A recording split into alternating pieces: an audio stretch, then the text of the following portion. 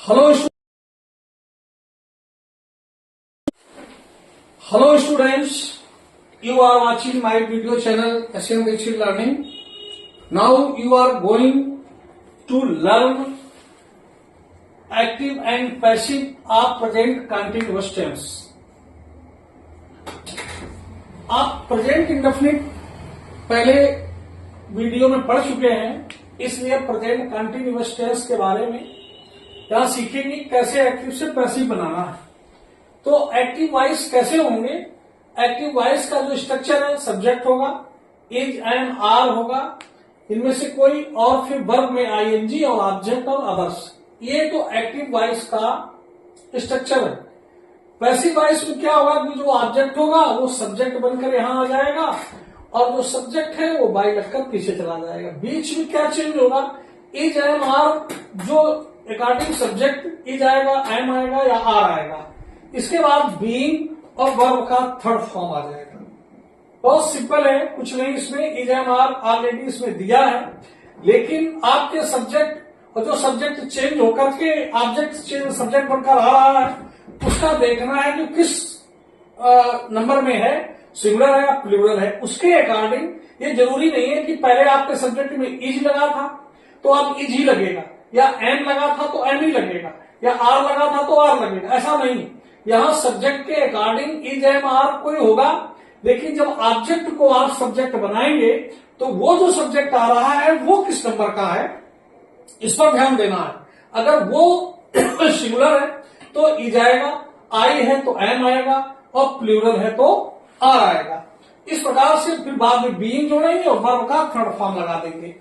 फिर जो अदर्स होंगे वो लिखेंगे, या बाई लगाकर सब्जेक्ट लिखना है तो सब्जेक्ट लिखेंगे। ये इसका रूल है। तो सबसे पहले हम अफर्मेटिव और निगेटिव सेंटेंस हैं, इनमें ज्यादा कोई डिफरेंस नहीं है, सेम ही है। तो अफर्मेटिव और निगेटिव सेंटेंसों को देखिए पहले कि the principal is giving awards to the students. Principal is giving, principal क्या है? यहां सब्जेक्ट है। इज हमने कहा था कि प्रिंसिपल सिंगुलर फॉर्म में है, इसलिए यहां इज आएगा, वर्ब में आईएनजी है, और अवार्ड्स गिविंग हो रहा है, गिविंग किया जा रहा तो दिया जा रहा, टू द स्टूडेंट्स को दिया जा रहा। तो प्रिंसिपल क्या दे रहा है? तो व्हाट इज गिविंग, यहां ये है कि what is the principal giving to the students. Principal students को क्या दे रहा है? अवार्ड्स दे रहा है। अवार्ड्स ऑब्जेक्ट हो गया, तो सबसे पहले लिखेंगे अवार्ड्स। अब अवार्ड्स प्लूरल है तो इसलिए आर आएगा, अवार्ड्स आर और बीइंग, और इसके बाद वर्ब का थर्ड फॉर्म तो गिवन है। Awards are given to the students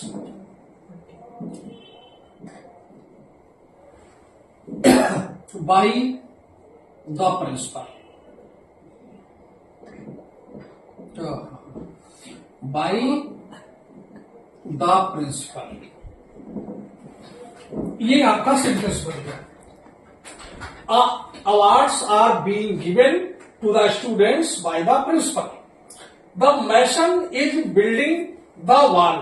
Mason wall बना रहा है, तो अब इससे क्वेश्चन व्हाट का करेंगे कि what is the mason building. Mason क्या बना रहा है? Answer will be the wall, तो द वॉल हो गया सब्जेक्ट। तो हम सब्जेक्ट को ऑब्जेक्ट को सब्जेक्ट बनाएंगे। द वॉल, अब वॉल तो सिमिलर है, तो द वॉल इज बीइंग। अब बिल्डिंग का बिल्डिंग बाय द मैसन हो जाएगा तो build.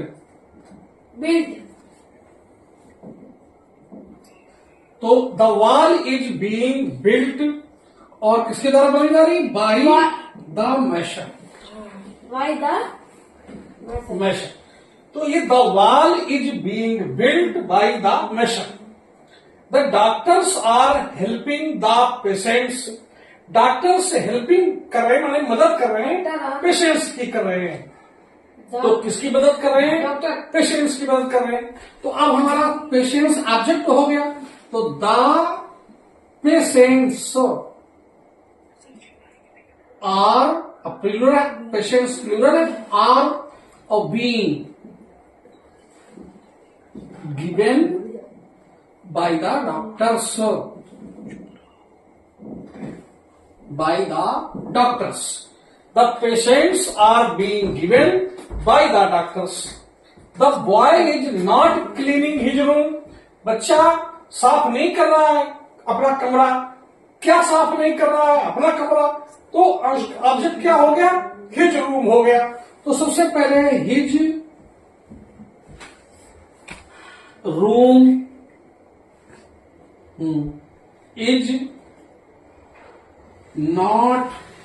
is not being cleaned by the boy.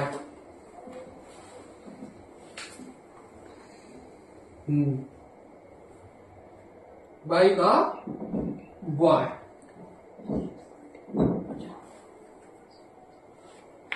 Mrs Menon is teaching English. Mrs Menon क्या पढ़ा रही हैं? इंग्लिश पढ़ा रही हैं.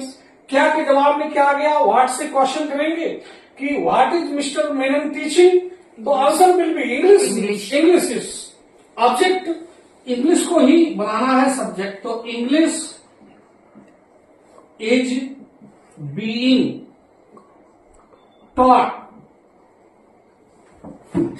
taught by Mrs. Menon. तो English is being taught by miss Menon. इस प्रकार अफर्मेटिव और नेगेटिव सेंटेंसों को इस प्रकार बनाया गया है. अब थोड़ा इंट्रोगेटिव सेंटेंसों को ध्यान से देखेंगे. तो इंट्रोगेटिव सेंटेंसेस दो प्रकार के होते हैं. एक तो यस नो आंसर टाइप होते हैं. तो वो इज एम आर से स्टार्ट होंगे प्रेजेंट कंटिन्यूअस में. जैसे प्रेजेंट सिंपल में डू डस से होते थे, तो यहां इज एम आर से होंगे.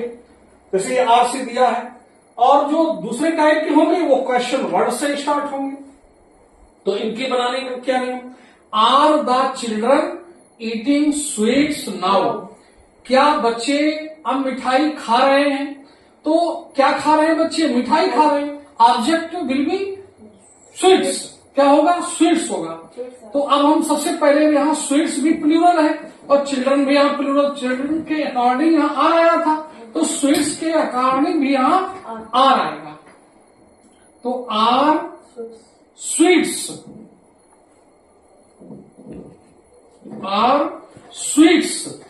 बीइंग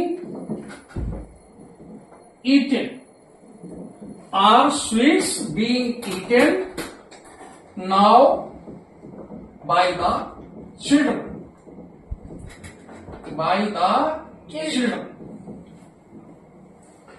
अब इनमें कुछ नहीं. अगर ये बनाने में प्रॉब्लम आ रही कि आप नहीं समझ पा रहे हो तो इसको आर हटा ऐसे करके सिंपल सेंटेंस बना लीजिए. The children are eating sweets now. फिर इसको पैसिफाइड बनाइए और उसकी जो एक्सिलरी वर्ब है उसको उठा के आगे लगा लीजिए. बस सबसे सरल तरीका है. अगर ये सेंटेंस बनाने में दिक्कत आ रही हो तो इनको सबसे पहले अफर्मेटिव सेंटेंस में कन्वर्ट कर लीजिए. आर को आगे से पीछे कर लीजिए. हम the children are eating sweets now. अब इसको पैसिव वॉइस में चेंज करिए और फिर जो इसके एक्सिलरी वर्ब है उसको आगे लगा लीजिए. बस हो गया. Why is she teaching the children. अब वाई तो वही रहेगा. वाई जहां है तो वाई. अब यहां जो ऑब्जेक्ट कौन बनेगा? वो बनेगा तो चिल्ड्रन. तो वाई के साथ चिल्ड्रन है प्लूरल. तो why are the children being. अब टॉट TAGHT. तो टॉट और बाई हर. सी का क्या हो जाएगा? सी जब ऑब्जेक्ट में जाएगा तो बाई हर हो जाएगा सी का, क्योंकि यहां सी सब्जेक्ट है और द चिल्ड्रन ऑब्जेक्ट है. तो सी को ऑब्जेक्ट बनाएंगे, द चिल्ड्रन को यहां बनाएंगे. Where are they buying the books. वे किताबें कहां खरीद रहे हैं? तो वेयर कहां है वो वहीं रहेगा. वेयर को वहीं रखिए और वेयर के बाद में आता है एक्सिलरी वर्ब. तो अब द बुक्स ऑब्जेक्ट है. क्या खरीद रहे हैं? तो बुक्स. और बुक्स है प्लूरल तो उसके कारण यहां आर आ जाएगा. Where are the books. अब बीइंग